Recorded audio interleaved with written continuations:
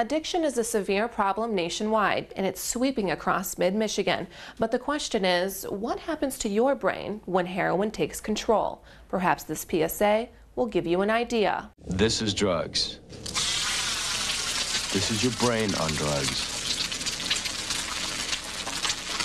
Any questions? Throughout the past decade, heroin addiction continues to skyrocket. At least that's what Michigan State University Dr. Jed Megan noticed after careful observation. People don't realize that this is really a physiological or neurobiological phenomenon. People literally can't stop. For the past 29 years, Dr. Megan has studied the physiological and psychological effects heroin and opioids have on a person's brain. He found that heroin actually changes a person's brain chemistry. What happens is, it's rather like if you're really hungry, and you go to the refrigerator and you look and you can't find anything, and then you find yourself going back 2 or 3 times to look. It's like something you can't satisfy. Dr. Megan says heroin users will go to any length for their addiction. But what effects will this life-altering drug have on their brain? There's an area of your brain called the nucleus accumbens. There's a lot of dopamine, which a lot of people have heard of, which is a neurotransmitter. And when you get pleasurable feelings, those dopamine levels increase. Which, according to Dr. Megan, retrains your brain to become more interested in heroin. So then what happens is, then you begin to go into withdrawal.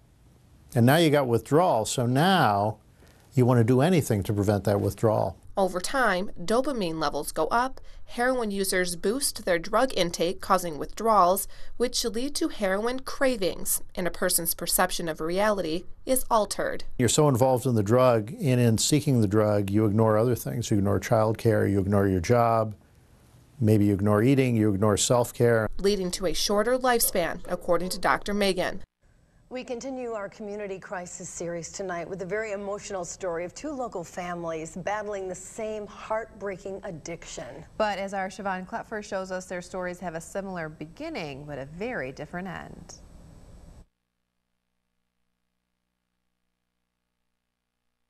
He was a great little kid. God, he was a lot of fun. He was the funniest kid you ever met growing up. Good-natured, never caused any problem whatsoever. He loved sports. He lived for sports. He did very well in school. He was into sports. He liked to have fun, and he was always kind of joking. We always got compliments on how well behaved he was. Both boys from loving families, both born and raised in Jackson County, both with their whole lives ahead of them, and both with a very dark secret. He was a very even-tempered person. And when I saw that change a little bit, I got a little bit concerned. He didn't want to hang around the house. He didn't want to be around the family. It was really noticeable that something was going on with him. Not being very talkative. When he did come home, he was here just for short periods of time, took off, to be with friends. Both Andy and Kaylin had gotten hooked on prescription pills. For Andy, it started soon after graduating high school and going to work for his dad. For Kaylin, it started in college. He'd been prescribed opioids to deal with the pain following 2 knee surgeries. Eventually, when the habit became too expensive, both sought a cheaper high and settled on heroin. People are dying from this. How do we fix this? When you're a child, you can put a Band-Aid on it and your child's okay. And it was pretty crazy. Time. My son hated the drug dealers. He hated them with a passion. He hated the drug. He hated everything about it. What followed? Several rehab stays, then relapses, trouble with the law, and a need so strong that both would do just about anything to find their next fix. So, Dad, you don't understand. You do not understand how powerful this drug is. It'll make you use on the day you got a drug test. It'll make you buy from a house that you know is under surveillance. It will control your life. He said, Mom, I don't know if I can make it. I don't know if I can do this. I don't know. I get the phone call, hey, you need to get over to the job site right away. I said, is it Andy? They said, yep, and it's bad. And there he is. He's laying on the ground, and the paramedics are trying to revive him, and sit and watch that for 30 minutes, You You want to come across something that you never want to have to do, that would be it. Andy died instantly, with the needle still in his arm. He was 24 years old. God, if you're up there, if you can hear me, please help me, because I'm going crazy and I need your help. That pivotal moment came inside yet another rehab center, this one in Lansing, and the one that would ultimately change Kaylin's life. He had stayed sober for 30 days, and for the first time, he had asked a staff member for help. They told him to pray. And I did that for 3, 4, 5 days. And I woke up on a day, I woke up after that, and that morning, I mean, it was as clear as day. That morning I woke up, I didn't want to use anymore. I didn't want to get high. I feel so blessed to still have Kaylin with us. He's irreplaceable. He has so much to offer. Such a great person. He's got a lot going on, and he's really worked hard. He's worked very hard to get where he is. I wanted something else. I wanted life. I wanted joy, happiness, you know, the memories of a long, fruitful life. That's what I wanted. Wow. Well, Kaylin has been sober for 2 years now. He has a fiance, and they're both very busy planning their upcoming wedding. Andy's dad started a nonprofit foundation called Andy's Angels, which helps support those battling addiction. Kaylin has worked alongside Andy's Angels, sharing his story so that others won't have a similar one. If you'd like more information on Andy's Angels, we do have a link under the Scene on 6 section of our website. If the name Debbie Dingle sounds familiar to you, there's probably a few reasons why. She's a power player in Michigan, known nationally for being a strong advocate for women and children, and she served more than 30 years as the president of the GM Foundation. She's a millionaire, and she took over her husband's position in the U.S. House of Representatives, making her Congresswoman Dingle. But before she got to where she is now, Debbie faced challenges of her own. It's a story that belongs to her family. Not me, not you, nor anyone else. But she believes by sharing it, others may realize the power of addiction can grab hold of anyone. The rich, the poor, the powerful, or the powerless. Nobody ever wanted to talk about it in those days. You hid it, you didn't acknowledge it. You know, everything stayed behind closed doors. You didn't, what happened at home stayed in the home, and you never discussed it. It's a problem Debbie faced every day growing up, living with a father who was addicted to prescription drugs, a lifestyle she grew up thinking was normal. I remember as I got older walking to pick up his prescriptions at the drugstore. I remember his sleeping all day and being awake at night. Looking back, she says she believes her father suffered from depression and anxiety, leading him to self-medicate. She says he experienced mood swings and paranoia, which created an environment where she and her family were always on edge. I remember one night when they were having a huge screaming match. He had a gun. He took the handles off the doors so nobody could come in and out. I got everybody into a bedroom and put beds against the door, tried to hide in closets.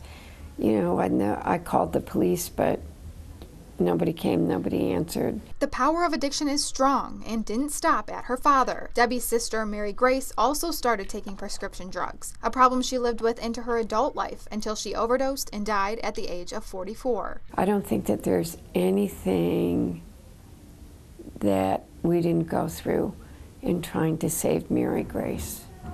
And yet you also realize ultimately you can't save somebody who doesn't want to be saved. Fortunately for her father, she says he got the help he needed through treatment and eventually got sober.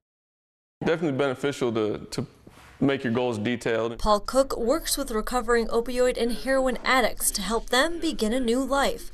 It's a struggle he knows firsthand, a struggle that can begin anywhere. You can't put a I guess, a visual on who is a drug dealer, because it's anybody. Cook's addiction started in high school after doctors prescribed Vicodin to him for continual shoulder surgeries from basketball. I could go to the doctor and say, hey, my shoulder's acting up, and get another prescription. But once the prescriptions ran out, Cook says his next pill was only a phone call away. Once you get connected with one person, they know somebody and they know somebody, so it's fairly easy to access those on the street. And all too often, the first place people access those pills is in the comfort of home. The kids in the high school level and the middle school level, they're not buying them from drug dealers.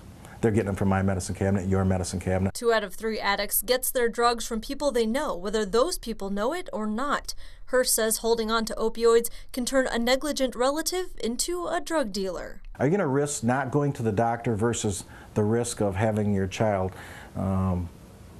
become dependent on this drug, possibly even dying from this drug? But there is something everyone can do to prevent this from happening. Just take any unused pills to any drop-off location, and then you just head over to the drop box where there will be a provided Sharpie so that you can black out any personal information, including name and address, and then it's as easy as dropping it in the box.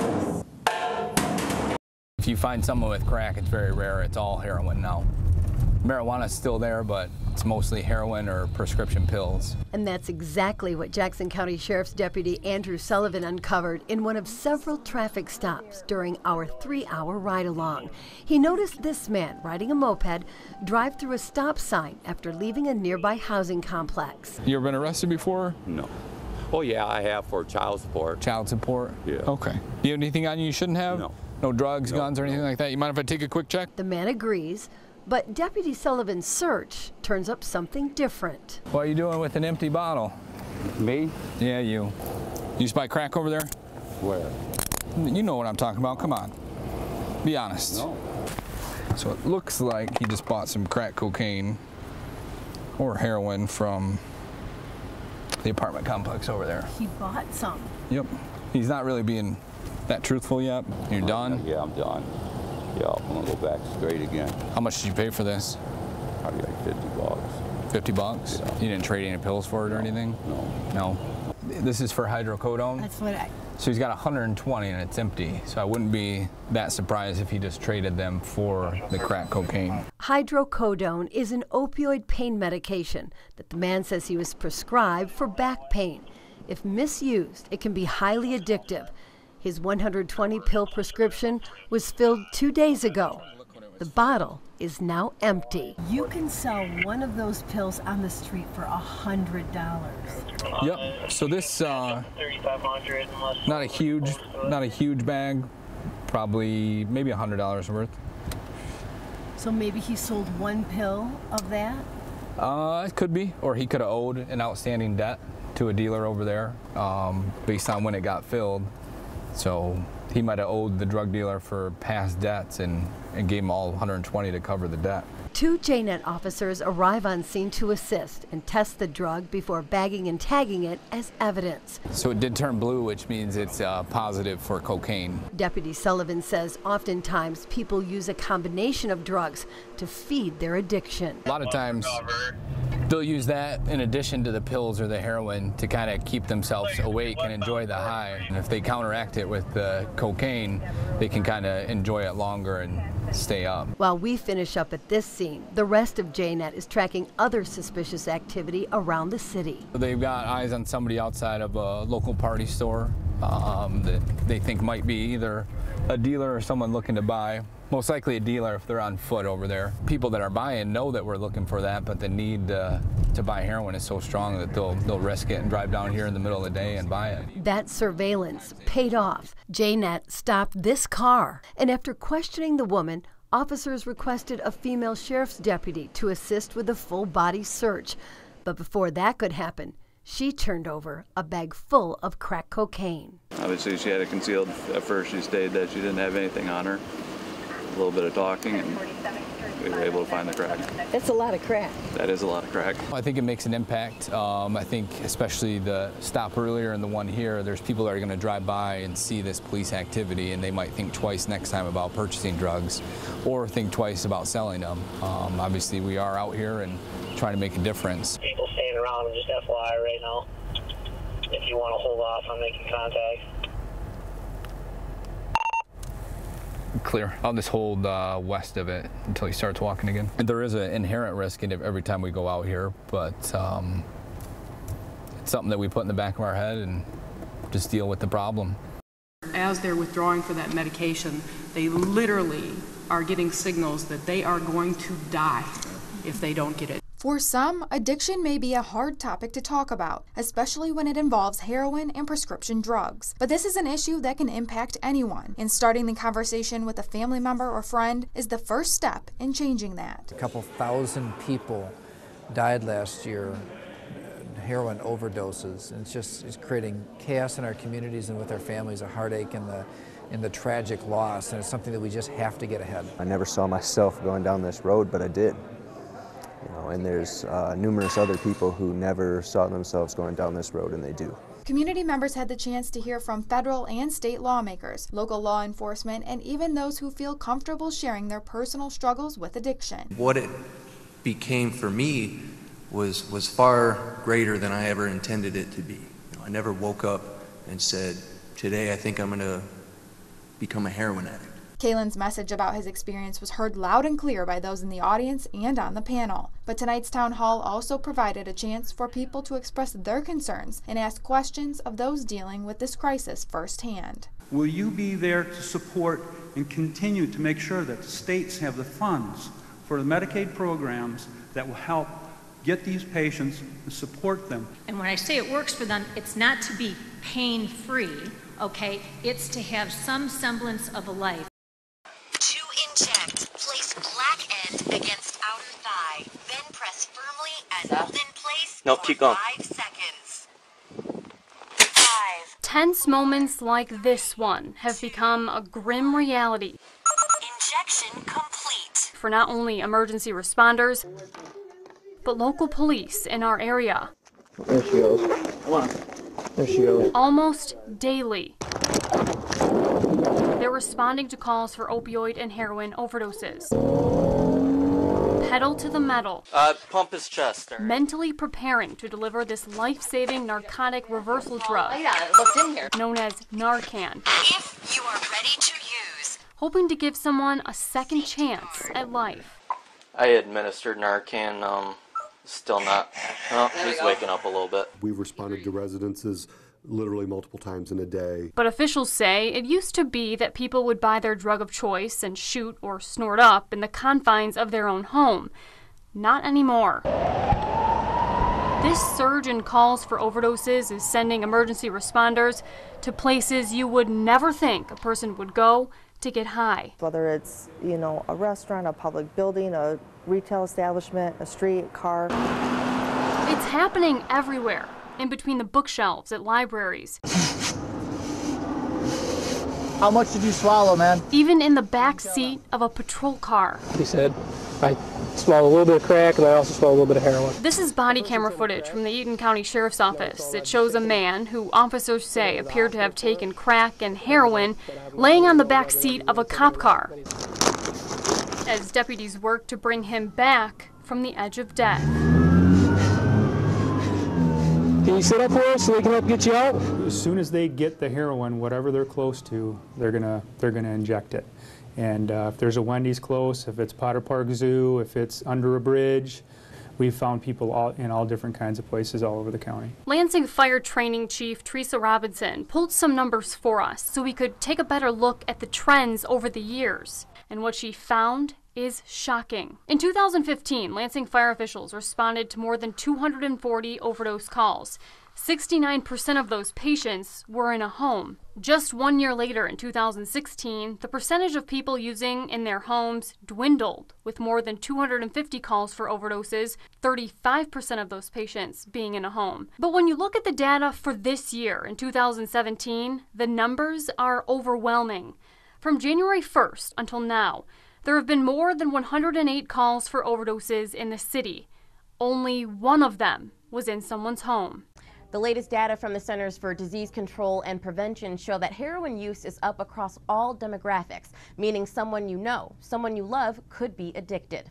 But what happens when a person is in an active addiction is they burn all of those bridges between them and the people around them.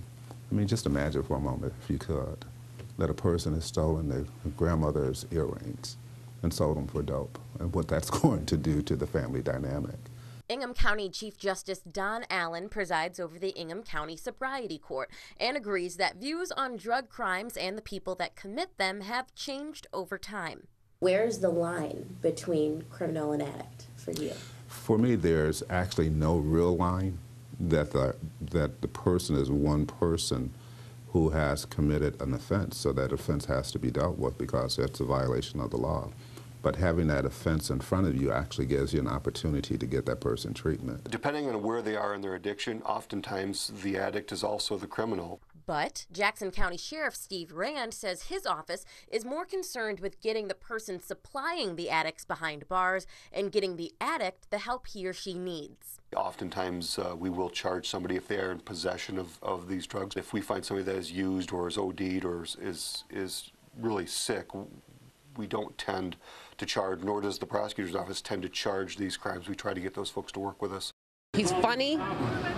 Everybody loved him. He'd help anybody. Cindy Keikstra lost her son Andy from a heroin overdose 1 year ago today. He wanted to get over this, so he just couldn't do it. Keikstra says Andy was only 28 years old when he died, and she's using today's second annual Unite to Face Addiction rally as an opportunity to take a stand, aiming to fight back against addiction and prove its power can grab a hold of anyone. In a town often divided along party lines, there is one thing Washington can agree on. This really is a crisis. Well, this whole opioid heroin abuse issue has reached epidemic proportions. Michigan lawmakers on both sides of the aisle praise the latest government spending bill for increasing funding to fight addiction. But they say money won't solve everything. We also have to have some policy changes. Republican Congressman Tim Walberg is working on legislation to make sure doctors are aware of their patients' struggles with addiction. He also wants to make sure people who are prescribed drugs don't fall into addiction's trap. We're talking about pharmaceuticals, in increasing their oversight. Democratic Senator Debbie Sabinow says that's a problem she sees all over the state. It's very important that we be managing and making decisions about prescription drugs in a way that doesn't create more opioids. There is one major point of disagreement among Michigan's members of Congress, the GOP health care plan. Democratic lawmakers say if the bill becomes law, thousands of people in Michigan getting treatment for drug addiction could lose coverage. Lieutenant Governor Brian Kelly has been on the cutting edge of attacking this problem, and he concedes for years the state failed to track this problem accurately. There was an old, outdated, antiquated system that did not have the bandwidth or the functionality in today's practices to be effective. It took years to update a new system that allows doctors, law enforcement, pharmacies, and rehab centers to track who is getting prescriptions. It's called MAPS, the Michigan Automated Prescription System. We want to use the system as a preventative tool so that they look up a patient record in the system and look at their what they've been dispensed by way of controlled substances within the system.